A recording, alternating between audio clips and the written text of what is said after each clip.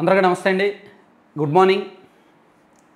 నిజంగానే రాత్రి good night, ఈరోజు గుడ్ మార్నింగ్. నిజంగానే రాత్రి జరిగిన మ్యాచ్లో, వరల్డ్ కప్ ఫైనల్లో ఇండియా గెలిచిన తీరు చూస్తే వాటమి అంచుల వరకు వెళ్ళి ఇంకా ఓడిపోయిందిలే, అయిపోయిందిలే, ఈ కప్పు కూడా పోయిందిలే అని అనుకొని చివరి దశలో చివరి 5 ఓవర్లలో మ్యాచ్ మలుపు తిరగడం చూస్తే అసలు అద్భుతమనే అనిపించింది.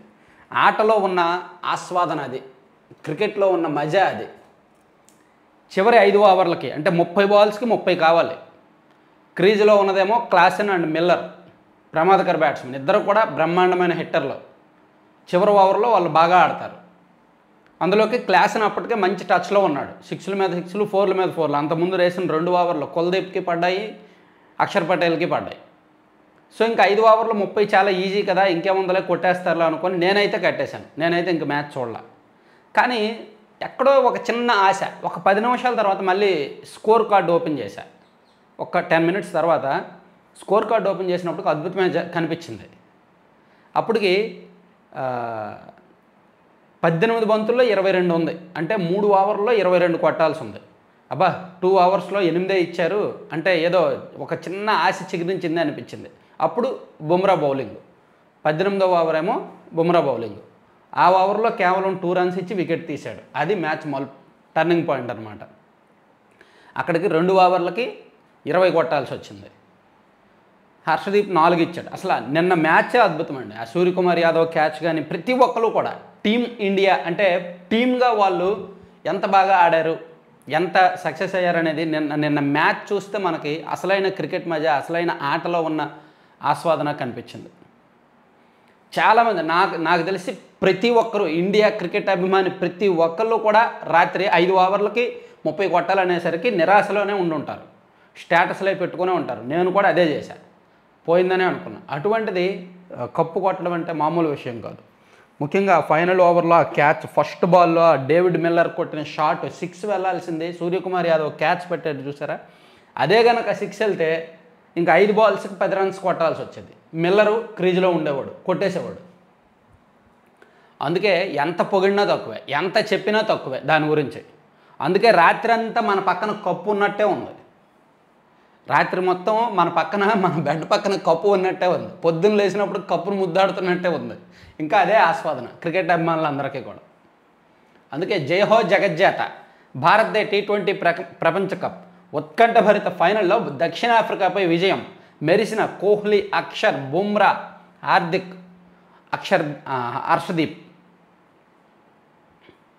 హార్దిక్ పటేల్ పాపం పడి లేచాడు ఒక రకంగా.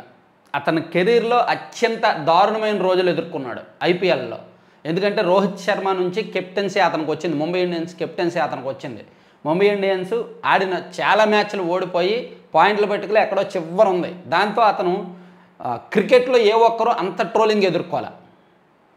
అంత దారుణమైన ట్రోల్స్ ఎదుర్కొని ప్రపంచ కప్లో అతనే హీరో అయ్యాడు. నిన్న ఫైనల్లో కూడా అతనే హీరో అయ్యాడు. అద్భుతమైన బౌలింగ్ వేశాడు. అందుకే హార్దిక్ పటేల్ పాత్ర కూడా మనం తక్కువ చేయలేం. అలా ప్రతి ఒక్కరు ఎవరి పాత్ర వాళ్ళు పోషించారండి. సో చివరికి వీళ్ళిద్దరూ కూడా రిటైర్ అయ్యారంట. అంతర్జాతీయ T20ల నుంచి రిటైర్ అయ్యారు. కోహ్లీ అండ్ రోహిత్ శర్మ ఇద్దరు కూడా. ఈరోజు మొత్తం అన్ని పత్రికల్లో అదే బ్యానర్. విశ్వ విజేత భారత్ T20 ప్రపంచ కప్ ఫైనల్లో దక్షిణాఫ్రికాపై విజయం. ఎన్నో మలుపులు, మరెన్నో ఉత్కంఠభరిత క్షణాలు. టైటిల్ వేటలో దక్షిణాఫ్రికా వేగంగా దూసుకుపోతోంది. 30 బంతుల్లో 30 పరుగులు, చేతిలో 6 వికెట్లతో సునాయాసంగా గెలిచే స్థితిలో ఉంది. తర్వాత ఓవర్లో బుమ్రా 4 పరుగులే ఇవ్వగా సమీకరణం 24 బంతుల్లో 26 పరుగులుగా మారింది. క్లాసెన్, మిల్లర్ లాంటి హిట్టర్లు ఉండడంతో భారత్ ఆశలు కోల్పోయింది. కానీ పాండ్యా వేసిన తర్వాత ఓవర్లో మ్యాజిక్ మొదలైంది. తొలి బంతికే క్లాసెన్ వెనుదిరగ్గా 18 బంతుల్లో 10 పరుగులే వచ్చాయి. కథ క్లైమాక్స్కి చేరింది. 6 బంతుల్లో 16 పరుగులు కావాలి. మిల్లర్ ఉండడంతో ఆందోళన పూర్తిగా తొలగిపోలేదు. కానీ పాండ్యా వేసిన తొలి బంతికే బౌండరీ వద్ద సూర్యకుమార్ ఎప్పటికీ మర్చిపోలేని అద్భుతమైన క్యాచ్తో మిల్లర్ వెనుతిరిగాడు. అంతే, తర్వాత 5 బంతులు లాంఛనమే అయ్యాయి. భారత్ను ప్రపంచ విజేతగా హోరెత్తే సంబరాల్లో మునిగిపోయింది. ఇంకో విషయం ఏంటంటే, ఇప్పుడు ప్రపంచ క్రికెట్ మొత్తం బ్యాట్స్మెన్దే హవా. బ్యాట్స్మెన్ల డామినేషన్ ఫుల్గా జరుగుతోంది. అటువంటి క్రికెట్లో అందులోకి 2020 అంటే ఖచ్చితంగా బ్యాటర్లదే హవా ఉంటుంది. అటువంటి 2020 కప్లో ఒక bowler man of the series, player of the tournament award తీసుకోవడం అనేది మామూలు విషయం కాదు. దానికి 100% అర్హుడు బుమ్రా. జగజ్జేత భారత్ 17 ఏళ్ల తర్వాత T20 వరల్డ్ కప్ టీమిండియా కైవసం. దక్షిణాఫ్రికాపై అద్భుత విజయం. దాదాపు మ్యాచ్ చేజారిన దశలో రోహిత్ సేన మ్యాజిక్. కోహ్లీ, అక్షర్, దుబే హీరోలే. సూపర్ హీరో సూర్యానే. బౌండరీ లైన్ వద్ద అద్భుత క్యాచ్. చివరి 4 ఓవర్లలో ప్రత్యర్థిని కట్టడి చేసిన పేసర్లు. ఒత్తిడిలో చేతులెత్తేసిన సఫారీలు. నిజంగా దక్షిణాఫ్రికా కూడా బ్యాడ్ లక్. దక్షిణాఫ్రికా కూడా మంచి team, one of my favourite team అనమాట. ప్రపంచ క్రికెట్లో ఇండియా తర్వాత దక్షిణాఫ్రికాని నేను అభిమానిస్తాను. వాళ్ళ ఆట తీరు చాలా డిసిప్లైన్గా చాలా బాగుంటుంది. సో వాళ్ళు కూడా నిజంగా వాళ్ళ చేతుల్లో ఉన్న మ్యాచ్ 99.9% వాళ్ళ చేతుల్లో ఉన్న మ్యాచ్ వాళ్ళు కోల్పోయారు. సరే, సో అదే అనమాట ఈ ప్రపంచ క్రికెట్ 2020 క్రికెట్ కప్పుకి సంబంధించి. మీరు కూడా నాకు తెలిసి ఈ వీడియో చూస్తున్న 90% మంది ఆస్వాదించే ఉంటారు. క్రికెట్ అభిమానం లేని వాళ్ళు, క్రికెట్ పిచ్ లేని వాళ్ళు కూడా రాత్రి ఇండియా వరల్డ్ కప్ గెలిచింది అనగానే సంబరాల్లో మునిగి తేలిపోయి ఉంటారు. కొంతమంది బయటకు వచ్చి సంబరాలు చేసుకుంటారు, కొంతమంది రేసు గుర్రం సినిమాలో ప్రకాష్ రాజ్ ఫ్యామిలీ లాగా సంబరాలు చేసుకుంటారు. అలా ఇలా ఎలాగైనా జరుగుతాయి. సరే, తర్వాత మీ భద్రత మా బాధ్యత.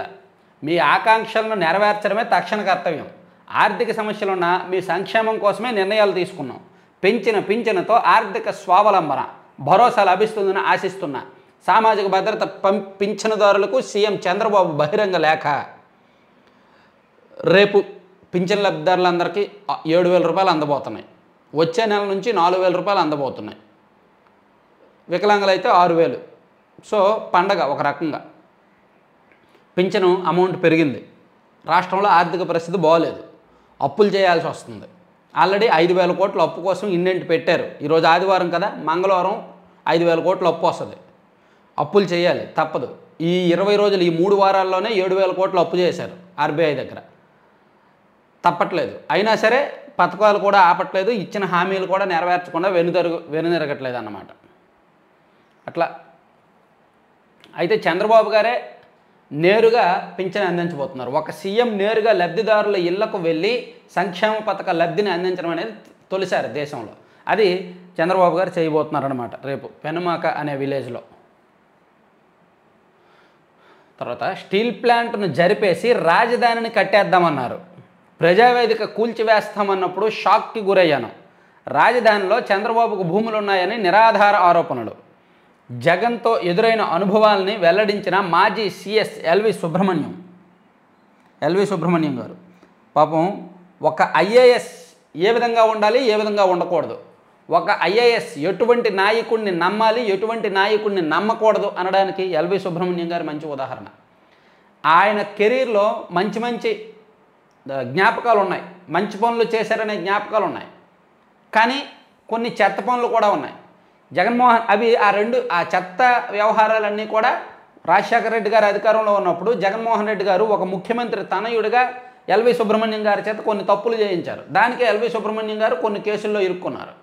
సరే, అది అయిపోయింది, బయటపడ్డంలే అనుకున్న దశలో మళ్ళీ జగన్మోహన్ రెడ్డి గారు సీఎం అయిన తర్వాత ఎల్వి సుబ్రహ్మణ్యం గారు అఫ్కోర్స్ సీఎం అవ్వకముందే ఎల్వి సుబ్రహ్మణ్యం గారు సీఎస్గా వచ్చారు, జగన్మోహన్ రెడ్డి గారికి సహకరించారు, సీఎస్గా కొనసాగారు. కానీ ఆయన కెరీర్ చివరిలో ఎన్నో ఆటుపోట్లు ఎదుర్కొన్నారు, ఎన్నో అవమానాలు పడ్డారు. జగన్ లాంటి విపరీత విధ్వంసకర ఆలోచనలు ఉండే వ్యక్తులు ముఖ్యమంత్రి స్థానానికి అర్హులు కారని మాజీ సీఎస్ ఎల్వి సుబ్రహ్మణ్యానికి ఎదురైన అనుభవాలు మరోసారి రుజువు చేశాయి.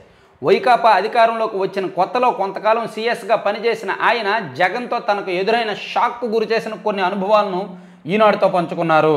విశాఖలో ఉక్కు కర్మాగారాన్ని నగరం నుంచి 20 కిలోమీటర్ల దూరానికి తరలించి ఆ భూముల్లో రాజధాని కడదామని జగన్ చెప్పినప్పుడు దిగ్భ్రాంతి చెందానని ఆయన తెలిపారు.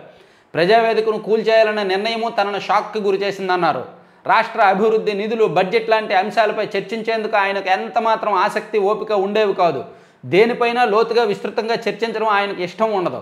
ఆయనతో ఏం చెప్పాలనుకున్నా 2 నిమిషాల్లో ముగించేయాలి. మనం ఏదైనా విషయాన్ని ఆయనకు అర్థమయ్యేలా చెప్పేందుకు ప్రయత్నిస్తే మనకు చేదస్తమని, ఆ పని చేయడానికి మనం వ్యతిరేకమని భావించేవారు. ముఖ్యమంత్రి స్థానంలో ఉన్న వ్యక్తి చూసారా ఎటువంటి లక్షణాలు ఉన్నాయో ఆయనలో. అదే రాజకీయంగా చెప్తే వింటాడంట. జగన్ ఎవరైనా పొలిటికల్గా కలిసి ఇదిగో ఇలా చేయాలని ఎక్స్ప్లెయిన్ చేస్తే కాస్త వింటారంట. కానీ అడ్మినిస్ట్రేషనల్ రిలేటెడ్ ఏం చెప్పినా వినేవాడు కాదు ఆయన. ఈ విషయం చాలామంది ఐఏఎస్లు చెప్పారు, అదే జరిగిందనమాట. అలా అనడంలో ఆశ్చర్యపోయా. రాజధానిని అమరావతిలో కట్టేద్దామంటావా, నీ అభిప్రాయం ఏంటన్నా అని జగన్ నన్ను అడిగారు. రాజధానిగా అమరావతిని నోటిఫై చేశారు కదా అని బదులిచ్చాను. నీకు తెలియదన్నా, అమరావతిలో చంద్రబాబుకు చాలా భూములు ఉన్నాయి అని జగన్ అనడం ఆశ్చర్యానికి గురి చేసింది. సీఎం స్థానంలో ఉన్న వ్యక్తి అలాంటి ఆధారాలు లేకుండా అలాంటి ఏకపక్ష ఆరోపణలు చేసినప్పుడు మనం ఏం సమాధానం చెబుతాం? అదనమాట. జగన్మోహన్ రెడ్డి గారు పరిపాలించలా, రాజకీయమే చేశారు. ఆ రాజకీయమే ఆయన్ని బొందబెట్టింది, 11 సీట్లకు బలి చేసింది. ఆయన ఆలోచనలు, ఆయన పరిపాలన, ఆయన వ్యవహరించిన తీరే ఆయన పతనానికి కారణమైంది.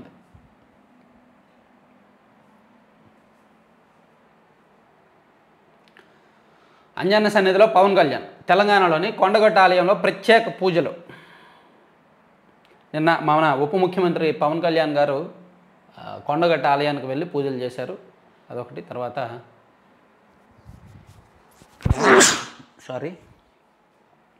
రేషన్ మాఫియా అక్రమాలపై సిఐడి విచారణ. పేదల పొట్టగొట్టి ఆఫ్రికన్ దేశాలకు బియ్యం తరలిస్తున్నారు. ద్వారంపూడి కుటుంబ అక్రమాలు చూసి ఆశ్చర్యపోయా. తనిఖీలు పూర్తయ్యే వరకు పోర్టులో బియ్యం ఎగుమతులు నిలిపివేత. పౌర సరఫరాల శాఖ మంత్రి నాదెళ్ల మనోహర్. నాకైతే ఇది అర్థం కావట్లా. అసలు రేషన్ మాఫియా మీద ఇంతగా పడ్డారేంటి ఆయన అనేది నాకు అర్థం కావట్లా. ఏమైనా కమిషన్ల కోసమా? వాళ్ళందరినీ కూడా లైన్లోకి తెచ్చి ఒక ట్రాక్లోకి పెట్టి కమిషన్లు ముడుపులు ఇవ్వడానికి? ఎందుకంటే ఒక పెద్ద మాఫియా రేషన్ వ్యవస్థ అనేది. దీన్ని వేళ్ళు అంటే మూలాల్లో కూరుకుపోయింది, వేరు దశలోనే కూరుకుపోయింది. దాన్ని ప్రక్షాళన చేయడం అంత ఆషామాషి వ్యవహారం కాదు. ఎందుకంటే మా చిన్నప్పటి నుంచి రేషన్లో అక్రమాలు సహజమే. వాళ్ళకు వచ్చిన బస్తాల్లోనే తక్కువ వస్తుంది. ఒక 50 కేజీల బస్తా వస్తే అందులో ఒక 4-5 కేజీలు తక్కువ ఉండే వస్తాయి. వాళ్ళు ఇవ్వడంలో కూడా తక్కువే ఇస్తారు. వాళ్ళు లబ్ధిదారులకు ఇవ్వడంలో కూడా 10 కేజీలు ఇవ్వాల్సిన చోట 9 కేజీలో 8.5 కేజీలో మాత్రమే ఇస్తారు. అలా మిగుల్చుకున్నది పంపిస్తారు. అలాగే కొంతమంది లబ్ధిదారులు రేషన్ బియ్యం తీసుకోరు, వాళ్ళకి డబ్బులు ఇచ్చేస్తారు. అలాగే తీసుకున్న వాళ్ళు మళ్ళీ అమ్మేసి తీసుకొస్తారు. ఇదంతా కూడా ఒక గ్రామమో లేదంటే ఒక మండలమో లేదా ఒక నియోజకవర్గమో సిండికేట్గా ఉండి ఆ దగ్గరలో ఒక రైస్ మిల్లుకు పంపిస్తారు. ఆ రైస్ మిల్లులో దాన్ని పాలిష్ చేసి ఎక్కడెక్కడికో ఎగుమతి చేస్తారు. ఇదంతా కూడా ఒక సిండికేట్ వ్యవహారం, రాష్ట్ర వ్యాప్తంగా మూలాల్లో ఉంది. సో దీన్ని అరికట్టడం అంత ఆషామాషి వ్యవహారం అయితే కాదు. మరి నాదెళ్ల మనోహర్ గారు పూనుకున్నారు అంటే మేబీ ఆయన నిజంగానే డెడికేటెడ్గా, సిన్సియర్గా, సీరియస్గా ఎఫర్ట్స్ పెడుతున్నారా, లేదా అలా చేయడం వలన వాళ్ళందరూ మన లైన్లోకి వస్తారు అనుకుంటున్నారా? సో ఏం జరుగుతుందో కొన్నాళ్ళు అయితే కానీ తెలియదు. 1 నుంచి 8 తరగతులకు ఉమ్మడి పరీక్షా విధానం రద్దు. విద్యార్థులను భయాందోళనకు గురిచేస్తుందని హైకోర్టు వెల్లడి. విద్యా హక్కు చట్ట నిబంధనలకు విరుద్ధమని వ్యాఖ్య. ఓకే.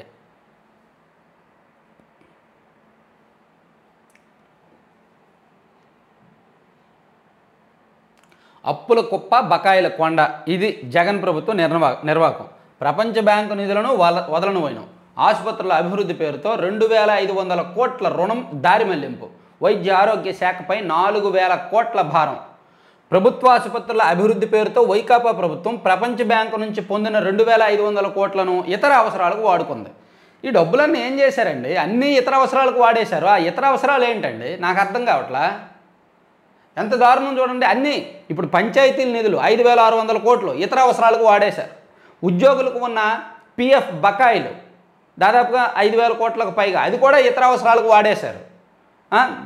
కేంద్రం ఇచ్చిన అనేక నిధులు, అనేక తాగునీటి పథకాలకు సంబంధించి, రూరల్ డెవలప్మెంట్కి సంబంధించి మొత్తం ఈ నిధులు, వ్యవసాయ ఉద్యాన పథకాలకు సంబంధించి వాళ్ళు ఇచ్చిన నిధులు అన్నీ కూడా ఇతర అవసరాలకు వాడేశారు. ఇదిగో వైద్యారోగ్య శాఖ నిధులు కూడా ఇతర అవసరాలకు. ఈ ఇతర అవసరాలు ఏంటి? అదే అర్థం కావట్లేదు. ఇతర అవసరాలు అంటే దేనికి వాడారు? సంక్షేమ పథకాలకు వాడారా? వాళ్ళు ఇచ్చిన సంక్షేమ పథకాల విలువ సంవత్సరానికి 50,000 కోట్లు. అంతకుమించి వాళ్ళు ఏమీ బట్టలు నొక్కలేదుగా, అంతకుమించి ఏమీ ఇవ్వలేదుగా. ఏమో ఇదంతా గందరగోళంగా ఉంది. అన్నీ కూడా ఇతర అవసరాలకు వాడేశారంట. ఆ ఇతర అవసరాలు ఏంటి అనేది చెప్పాలి. అసలు ఆ డబ్బులు దేనికి వాడారనేది తెలియాలి. అది తెలిస్తేనే బాగుంటుంది. కౌంటర్ దాఖలకు గడువు ఇవ్వండి. కృష్ణా జలాల పునఃపంపిణీ కేసులో ట్రిబ్యునల్ను కోరని ఏపీ. సరేనండి, ఇస్తారు. ఎడిటోరియల్ ఏమిచ్చారు? విశ్వవిజేత భారత్, ధనాధన పొట్టి క్రికెట్ 9వ ప్రపంచ కప్ను భారత జట్టు సగర్వంగా ముద్దాడింది. ఓకే, పచ్చని పొడిమి ప్రాథమిక హక్కు. ఈరోజు ఎడిటోరియల్ ఈ రెండు ఇచ్చారనమాట. ఇంకా ఇంకా ఇంకా ఇంకా ఇంకా ఇంకా ఇంకా ఇంకా ఫస్ట్ పేజీ నుంచి కంటిన్యూషను. దారి ఇస్తారా, ఇక్కట్లు కొనసాగిస్తారా? జగన్ ఇంటి ముందు మార్గం మూసేయడంతో ఇబ్బందులు, ఇరుకుదారిలో విల్లావాసుల అవస్థలు, 4 చెక్ పోస్టులు దాటుకుని వెళ్లాల్సిన దుస్థితి. ఇవ్వాలిగా. ఇప్పుడు జగన్ ఇల్లు అంటే మాజీ ఎమ్మెల్యే కదా, సారీ ఆయన ఒక ఎమ్మెల్యేనే కదా, ఆయన ఇంటికి అంత బందోబస్తు అంత హై సెక్యూరిటీ అవసరం లేదేమో కదా. పదవి ఏదైనా ప్రజాప్రతినిధులు ప్రజాసేవ కోసం ఉపయోగించాలి. కానీ జగన్ మాత్రం అధికారం అంటతో తన నివాసం పరిసరాల వారిని ఇబ్బందులకు గురి చేశారు. జగన్ అధికార దుర్వినియోగానికి సంబంధించిన విషయాలన్నీ ఎన్నికల ఫలితాల తర్వాత ఒక్కొక్కటిగా వెలుగులోకి వస్తున్నాయి. తాడేపల్లిలోని తన నివాసం చుట్టూ వేసుకున్న భద్రతా ఏర్పాట్లతో పరిసరాల్లో ఉంటున్న ప్రజలకు చుక్కలు చూపించారు. ఆయన ఇంటి పక్కన 4 వరుసల మార్గం మూసేసి అటుగా సామాన్యులు ఎవరూ వెళ్లకుండా కట్టడి చేశారు. జగన్ నివాసం ఎదురుగా ఉన్న విల్లాలకు వెళ్లే దారి ఆయన ఇంటి మీదుగా వెళ్తుండడంతో దాన్ని మూసేశారు. దీంతో 4 వరుసల రహదారి నుంచి నేరుగా విల్లాల్లోకి వెళ్లేవాళ్ళు ప్రత్యామ్నాయంగా వెనుక వైపు నుంచి ఇరుకు రహదారిలో రాకపోకలు సాగిస్తూ అవస్థలు పడుతున్నారు.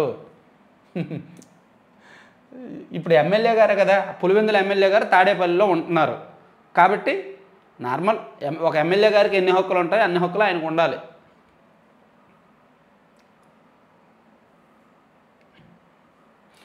అలాగే Z+ కేటగిరీ అయితే దానికి తగ్గట్టు ఉండాలి.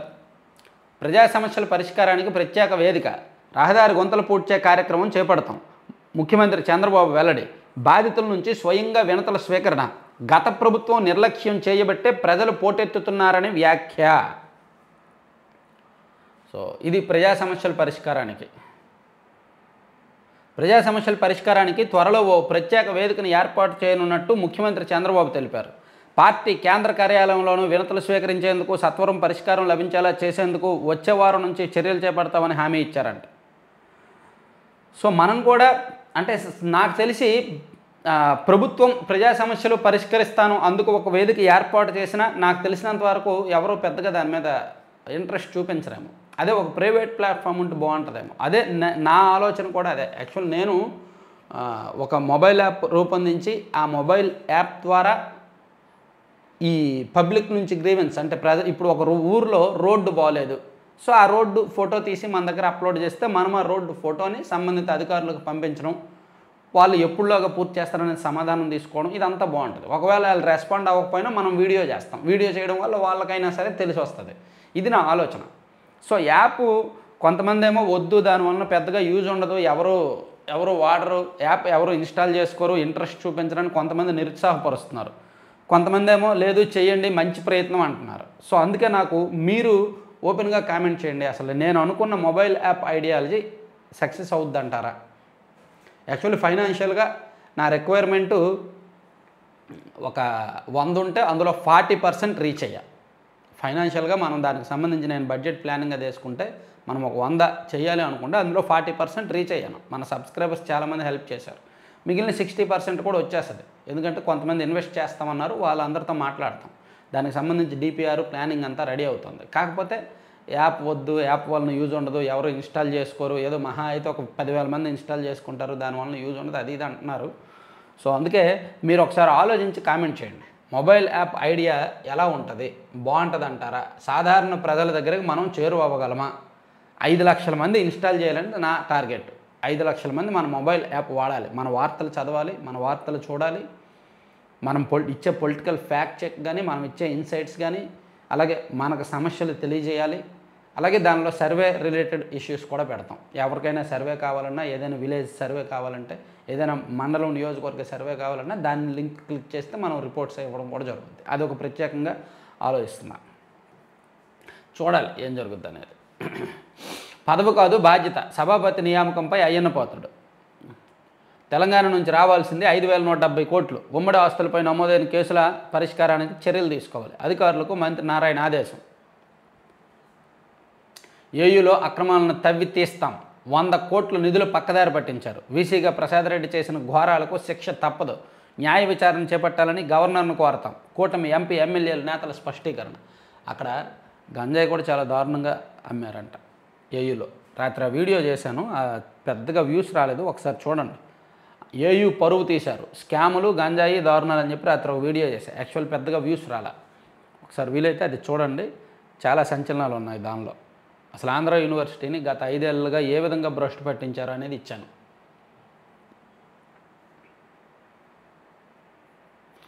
సుకన్య సమృద్ధికి శిక్షణ ఏఐఎస్ల చొరవ. నాకు సుకన్య సమృద్ధి కదా, నేను సుకన్య అనే పేరు మాత్రమే చదివి ఏదో అనుకున్నా. ఏంటి సుకన్య గురించి రాశారేంటో అనుకున్నా. ఏంటో ఈ పేర్లు ఈ సోషల్ మీడియా వచ్చాక కొంతమంది మంత్రులుగా చేసిన వాళ్ళు వెళ్ళిపోయిన తర్వాత ఆ పేర్లు వింటే మాకు ఏదో అనిపిస్తుంది. పేర్లు మార్చేయండి. పోలవరానికి అంతర్జాతీయ నిపుణులు నేటి నుంచి 4 రోజులు అక్కడే. తొలి 2 రోజులు ప్రాజెక్టు పరిశీలన, అధ్యయన పత్రాలన్నీ ఇప్పటికే సిద్ధం. చివరి 2 రోజులు మేధోమథనం. చేయండి అమ్మా, చేయండి. బాలికపై సామూహిక అత్యాచారం, 5 నిందితులపై ఫోక్సో కేసు నమోదు. వైకాపా నేతల చేతుల్లోకి పేదల భూములు. ఉమ్మడి విశాఖ జిల్లాలో భూ సమీకరణ పేరుతో మాయాజాలం. వైకాపా నేతలు ఐఏఎస్లు. పులివెందుల వైకాపాలో పెండింగ్ బిల్లుల పంచాయతీ. ప్రశ్నించిన నాయకులపై ఇటీవల జగన్ నిష్ఠురం. పార్టీకి రాజీనామా చేస్తామని కౌన్సిలర్ల సంకేతాలు. వారికి అవినాష్ రెడ్డి సముదాయింపు. సరళమా సంక్లిష్టమా? కొత్త న్యాయ చట్టాలకు రంగం సిద్ధం. రేపటి నుంచి అమల్లోకి. ఈ కొత్త న్యాయ చట్టాలకు సంబంధించి ఒక వీడియో చేస్తానులే. కొన్ని వీడియోస్ చేద్దాం అనుకుంటున్నాను, చెయ్యాలి, చేస్తా. కొంచెం మారుతా, కంటెంట్ స్టైల్ అది మారుస్తాను. మరో యుద్ధ భయం. కాలు దుబ్బుతున్న ఇజ్రాయేలు, హెజ్బొల్లా. అదే జరిగితే మరింత విధ్వంసం. గాజాలో కాల్పుల విరమణకు లంక పెడుతున్న హెజ్బొల్లా. సరే, ఇవన్నీ మళ్ళీ చూద్దాం. కానీ తర్వాత సాక్షి మనకెంతో ఇష్టమైన పేపరు. విశ్వజాత భారత్ అని రాశారు. 3 వారాల్లో 7,000 కోట్ల అప్పు ఆర్బీఐకి వెల్లడించిన చంద్రబాబు ప్రభుత్వం. ఎస్, అవును. ఎల్లో మీడియాకు ప్రతి మంగళవారం బాబు అప్పులు కనిపించలేదా? లేక ఈ అప్పులే సంపద సృష్టిలా కనిపిస్తోందా? ఏమండి, మీరు ఇచ్చింది ఖాళీ గల్లా పెట్టి సంక్షేమ పథకాలు అమలు చేయాలి కదా. 20 రోజులేగా అయింది. కనీసం ఒక 2-3 నెలలు అప్పులు తగ్గాలి, అప్పుల రేషియో తగ్గాలి. నిజంగానే అప్పులు తగ్గి సంపద పెరగాలి, సంపద సృష్టించాలి. సంపద సృష్టి రోజుల్లో అయ్యే పని కాదు. నెలలు పట్టొచ్చు, సంవత్సరాలు పట్టొచ్చు. కనీసం కామన్ సెన్స్ ఉండక్కర్లా. సంపద సృష్టి గురించి ఇప్పుడే రాయడాలు ఎందుకు, అప్పుల గురించి ఇప్పుడే రాయలేదు ఎందుకు? ఒక 2-3 నెలలు టైం ఇవ్వండి. సంపద సృష్టి వెంటనే జరిగే ప్రక్రియ కాదు కదా. సంపద సృష్టి అంటే ఏంటి? పెట్టుబడులు రావాలి, ఇన్వెస్టర్స్ రావాలి, కొత్త పరిశ్రమలు రావాలి, ఉత్పాదక శక్తి పెరగాలి, నైపుణ్యాన్ని సమర్థవంతంగా వినియోగించుకోవాలి. ఇవన్నీ జరగాలి. ఇవన్నీ జరగడానికి టైం పడుతుంది. నెలలు లేదా సంవత్సరాలు పట్టవచ్చు. పోనీ సంవత్సరం, ఒక 1 ఇయర్, వచ్చే సంవత్సరం 2025 జూన్ నాటికి రాయండి. ఏమయ్యా, సంవత్సరం అయింది, నువ్వు ఈ సంవత్సరంలో ఇంత తప్పు చేసావు, సంపద సృష్టి అని గాలి మాటలు చెప్పావు, అందుకైనా ప్రజలు నిన్ను ఓటేయాలి, నిన్ను నమ్మి మోసపోయారని చెప్పి అప్పుడు రాసుకోవచ్చు. ఇప్పుడు నుంచి రాయడం వలన జనం నమ్మరు. ఇంకా భవిష్యత్తులో సాక్షి వాళ్ళు ఇటువంటి రాసినా సరే ఎప్పుడు ఇలాగే రాస్తారని అంటారనమాట. సాక్షి వాళ్ళు కొంచెం ఓపిక పట్టాలి. వేరే వార్తలు ఏమైనా రాసుకోవాలి. సరదాగా జగన్మోహన్ రెడ్డి గారి గురించి రాయండి. జగన్మోహన్ రెడ్డి గారు లాంటి దైవ సంభూతుడైన నాయకుడు ఈ దేశంలో లేరు, ప్రపంచంలో లేరు. జగన్మోహన్ రెడ్డి గారు లాంటి నిజాయితీపరుడైన నాయకుడు. అసలు జగన్మోహన్ రెడ్డి గారు ఒక మాట అన్నారు, ఆయన అత్యంత అదే రాజకీయాల్లో ఇంత నిజాయితీగా ఉండడం అవసరమని అప్పుడప్పుడు అనిపిస్తుందని. దాన్ని సాక్షి అసలు హైలైట్ చేశారా? దాని మీద పుంకాలుగా ప్రతిరోజు రాయొచ్చు. నిజాయితీపరుడికి పట్టం, నిజాయితీపరుడిని వదులుకున్న ఆంధ్రప్రదేశ్ ప్రజలు నిజాయితీపరుడికి అది ఇదని దాన్ని హైలైట్ చేస్తూ రాయొచ్చు. ఎందుకంటే మన పేపరు, మన పార్టీ, మన నాయకుడు ఆయన మాటలు అన్నప్పుడు మనం ఎన్నో రాయొచ్చు. ఎలివేషన్స్ ఇస్తూ కేజీఎఫ్ సినిమాలో హీరోకి ఇచ్చిన ఎలివేషన్స్ ఇవ్వచ్చు. మొన్న వచ్చిన కల్కి సినిమాలో అమితాబ్ గారికి ఇచ్చిన ఎలివేషన్స్ ఇవ్వచ్చు. అమితాబ్ పాత్రకి భారీ ఎలివేషన్ ఇచ్చారు కల్కి సినిమాలో. అలా ఇచ్చుకోవచ్చుగా. ఎందుకు అప్పుడే ఈ రాతలో? ఈ నెల 25న 2,000 కోట్లు, వచ్చే నెల 5,000 కోట్ల అప్పు. కరెక్టే, 7,000 కోట్ల అప్పు తీసుకున్న మాట వాస్తవమే. పోలవరానికి చంద్రశాపం. తన తప్పిదాలను జగన్పై నెట్టేందుకు శ్వేతపత్రంలో బాబు అబద్ధాలు. పనుల్లో జాప్యంతో 1,000 కోట్ల నష్టానికి బాధ్యత చంద్రబాబుదేనంటోనూ నిపుణులు, అధికారులు. ఏ నిపుణులు అండి? ఏ అధికారులు? కమిషన్లో కక్కుర్తిపడి ప్రభుత్వ నిర్మాణ బాధ్యతలను దక్కించుకోవడం చారిత్రక తప్పిదం. ఇష్టారాజ్యంగా పనులు, స్పిల్వేను పునాది స్థాయిలో వదిలేసిన టీడీపీ సర్కార్. అయినా నదికి అడ్డంగా ఈసీఆర్ఎఫ్ డ్యామ్ గ్యాప్ 2లో పునాది డయాఫ్రమ్ వాల్ నిర్మాణం. సరేలేండి, మీరే చేశారులేండి, నేను ఒప్పుకుంటా. కానీ జనం ఒప్పుకోరు. మీరే పోలవరం బాగు చేశారంటే నేను ఒప్పుకుంటా, కానీ జనం ఒప్పుకోరు. జనం నన్ను తంతారు, మీ పేపర్లో చింపేస్తారు. గంగపుత్రులకు ఏది భరోసా, గత 5 ఏళ్ళు గడువులోగానే మత్స్యకార భరోసా 4,000 నుంచి 10,000కు పెంచని జగన్ ప్రభుత్వం, అధికారంలోకి రాగానే 20,000 భృతి ఇస్తామని కూటమి మేనిఫెస్టోలో హామీ, ఆ మేరకు 260 కోట్ల బడ్జెట్ కోసం మత్స్యశాఖ ప్రతిపాదనలు, గడువు ముగిసినా పట్టించుకోని ప్రభుత్వం. ఓకే, రాష్ట్రంలో అరాచకం రాజ్యమేలుతోంది. రాష్ట్ర వ్యాప్తంగా టీడీపీ జనసేన శ్రేణులు పెట్టరేగిపోతున్నాయి. వైఎస్ఆర్సీపీ నేతలు కార్యకర్తలపై దాడులు చేస్తున్నాయి. శాంతి భద్రతలు క్షీణించాయి, ప్రభుత్వం పట్టించుకోవడం లేదు. గవర్నర్కు వైఎస్ఆర్సీపీ ఫిర్యాదు, తక్షణమే జోక్యం చేసుకోవాలని వినతి. నాకు ఇక్కడ ఒకటి మాత్రం బాధేసింది. తెలుగుదేశం పార్టీ వాళ్ళు కొన్ని చోట్ల శృతి మించుతున్నారు. బాపట్ల జిల్లాలో వైఎస్ రాజశేఖర రెడ్డి గారి విగ్రహానికి నిప్పు పెట్టారు. అది తప్పు కదా. ఇప్పుడు వాళ్ళు అధికారంలో ఉన్నప్పుడు ఎన్టీఆర్ విగ్రహాల జోలికి అక్కడక్కడ వస్తే వచ్చారు కాక దాని ఫలితం అనుభవించారు. వాళ్ళు ఎన్టీఆర్ విగ్రహాల జోలికి వచ్చారు కాబట్టే కొన్ని చోట్ల దాని ఫలితం అనుభవించారు. ఇప్పుడు చనిపోయిన రాజశేఖర రెడ్డి గారి విగ్రహాల జోలికి వెళ్తే అనవసరమైన సెంటిమెంట్ తట్టి లేపినట్టు ఉంటుంది, అనవసరమైన కసి తట్టి లేపినట్టు ఉంటుంది. అంటే వైసీపీ చేసిన తప్పులే టీడీపీ వాళ్ళు కొన్ని చోట్ల చేస్తున్నారు. అది మంచి పద్ధతి కాదు. దానివలన ఏంటి, సాధారణ ప్రజల్లో వైసీపీ పట్ల సింపతి పెరుగుద్ది, టీడీపీ పట్ల అసహ్యం పెరుగుద్ది. రాజశేఖర రెడ్డి గారి విగ్రహానికి నిప్పు పెట్టడం ఏంటండి, తప్పు కదా. వాళ్ళు ఏదో పెట్టుకున్నారు విగ్రహాలని, మీరు పెట్టుకున్నారు విగ్రహాలని, విగ్రహాల రాజకీయం జరుగుతోంది, నిప్పులు పెడతారా? తెలుగుదేశం పార్టీ వాళ్ళు కొన్ని చోట్ల తప్పులు చేస్తున్నారు, కూరుకుపోతారు, ఆ తప్పులోనే కూరుకుపోతారు. ప్రజలు ఏది మర్చిపోరు. మెగా కాదు, దగా డిఎస్సి. జిల్లాకు కనీసం 200 ఎస్జిటి పోస్టులు కూడా లేకుండా ఎలా మెగా డిఎస్సి? అనంతపురం కలెక్టరేట్ ఎదుట ఉపాధ్యాయ అభ్యర్థులు ధర్నా. తెలుగు అధికారికి ఎస్బీఐ పగ్గాలు. కొత్త చైర్మన్గా చల్లా శ్రీనివాసులు శెట్టి. తాజాగా ప్రతిపాదించిన ఎఫ్ఎస్బిఐ. ఓహో, ఎస్బీఐ చైర్మన్గా శ్రీనివాసులు శెట్టి అంటండి, మంచి విషయం. తెలుగు అధికారికి ఇస్తున్నారన్నమాట. రెడ్ బుక్ ఉన్మాదం ఇది. ఎన్నికల ఫలితాలు వెలువడినప్పటి నుంచి టీడీపీ శ్రేణులు ఆగడాలకు హద్దే లేకుండా పోయింది. ప్రధానంగా గ్రామాల్లో ఎస్సీ ఎస్టీ వార్డుల్లో వైఎస్ఆర్సీపీ కార్యకర్తలు సానుభూతి పరులపై విచక్షణారహితంగా దాడులకు తెగబడుతున్నారు. మెగా కాదు, దగా డిఎస్సి. బాపట్ల జిల్లా అద్దెపల్లిలో పెట్టరేగిన టీడీపీ నాయకులు పెట్రోల్ పోసి వైఎస్ఆర్ విగ్రహానికి నిప్పు.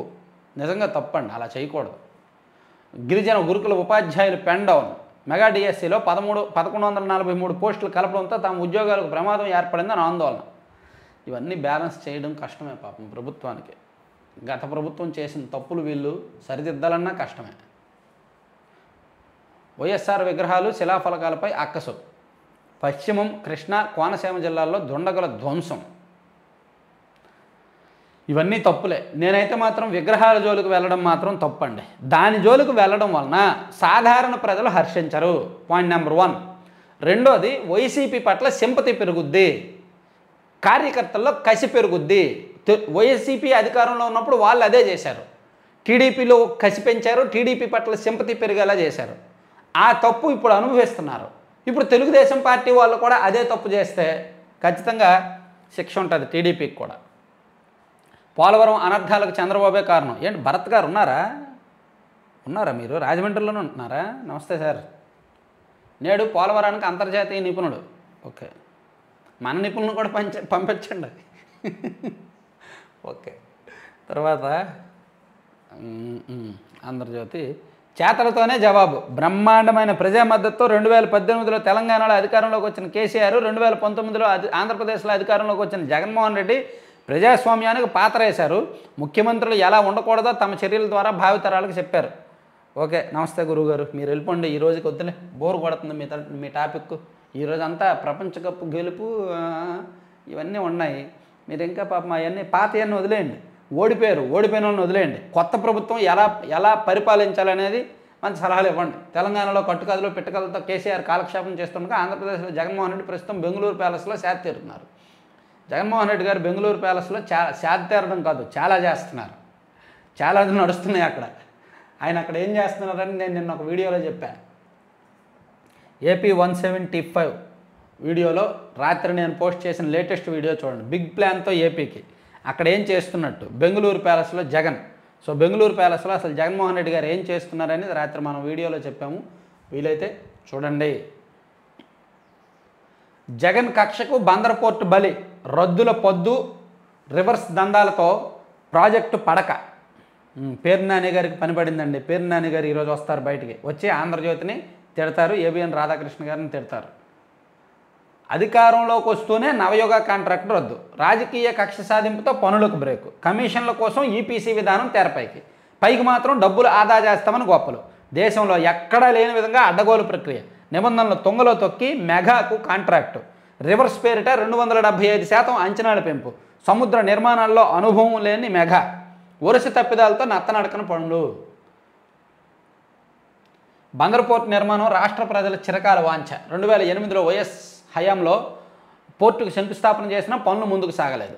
రాష్ట్ర విభజన తర్వాత నవ్యాంధ్ర తొలి ముఖ్యమంత్రిగా చంద్రబాబు ఈ ప్రాజెక్టులో కథలకు తీసుకొచ్చారు. లేదు, ఆయన కూడా తేలేదు, ఆయన తేలేదు, ఈయన తేలేదు, ఎవరూ తేలేదు, కేవలం దాని పేరు చెప్పి రాజకీయం చేశారు.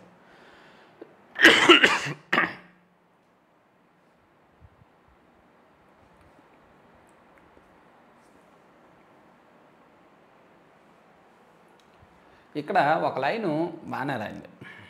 ముఖ్యమంత్రి ఎలా ఉండకూడదో జగన్ రెడ్డి చాలా బలంగా రుజువు చేశారు. చంద్రబాబు ప్రభుత్వం అనుక్షణం ఈ విషయం గుర్తుపెట్టుకోవాలి. జగన్ పాలనలో మంత్రులు ఎమ్మెల్యేల పోకడను, ప్రభుత్వ దుశ్చర్యలను గుర్తుకు తెచ్చుకొని బ్లూ బుక్ రూపొందించుకొని అందుకు అనుగుణంగా ప్రస్తుత మంత్రులు నడుచుకోవాలి.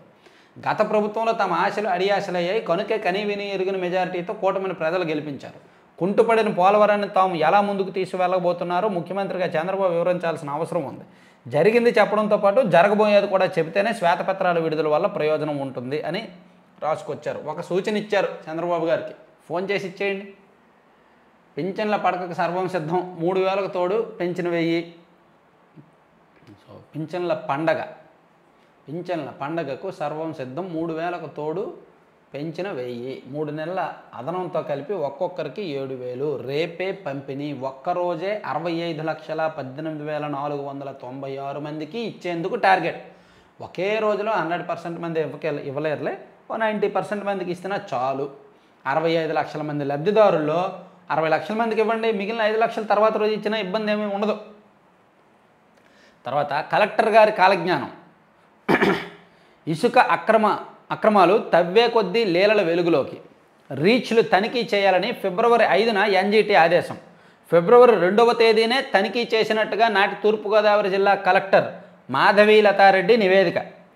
ఎన్జీటీ ఆదేశాలను ముందుగానే ఎలా ఊహించారో ఆ తర్వాత తనిఖీలకు వెళ్లకుండా నివేదిక.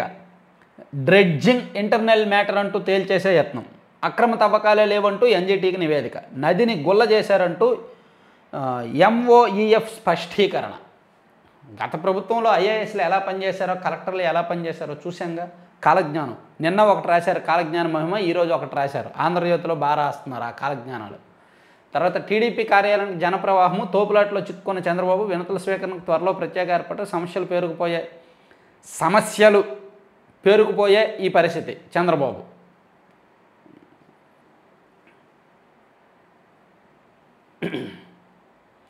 మంగళగిరిలో టీడీపీ ఆఫీస్కి జనం వస్తున్నారంట. టీడీపీ ఆఫీసులో సమస్యల వినతి పత్రాలు ఇవ్వడం ఏంటి టీడీపీ ఆఫీసులో?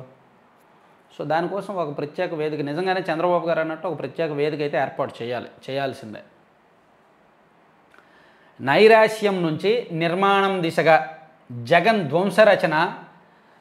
ధ్వంసరచనను సరిచేస్తూ అమరావతిలో నిర్మాణ ప్రక్రియ. ప్రభుత్వ కాంప్లెక్స్ భూముల నోటిఫై, 1575 ఎకరాలకు సిఆర్డీఏ గెజిట్. అమరావతిలో బిల్డింగులు, మధ్యలో ఆగిపోయిన బిల్డింగులు పూర్తి చేయడానికి ఒక 6 నెలలు పట్టొచ్చు. కొత్త బిల్డింగులు, శాశ్వత బిల్డింగుల నిర్మాణానికి ఇంకో 2-3 ఏళ్ళు పట్టొచ్చు. మొత్తానికి 2028 నాటికి అమరావతి ఒక రూపురేఖలు వస్తాయి అని ఆశలు అయితే ఉన్నాయి.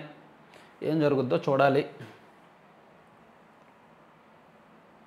డిఎస్ ఇక లేరు, డిఎస్ గారు మరణించారు. నాకు రాజకీయం తెలిసినప్పటికీ ఆయన పిసిసి చీఫ్ అనుకుంటా. ఆయనకు రాజశేఖర రెడ్డి గారికి చిన్నపాటి గ్యాప్స్ ఉండేవి అప్పట్లో, 2004 ఆ టైంలో. సరే, ఎనీవే ఇవి 3 పత్రికల్లో ఉన్న వార్తలు, వాటిలో వార్తాంశాలు. మరిన్ని అంశాలు మళ్ళీ మనం కలుద్దాం. Thank you.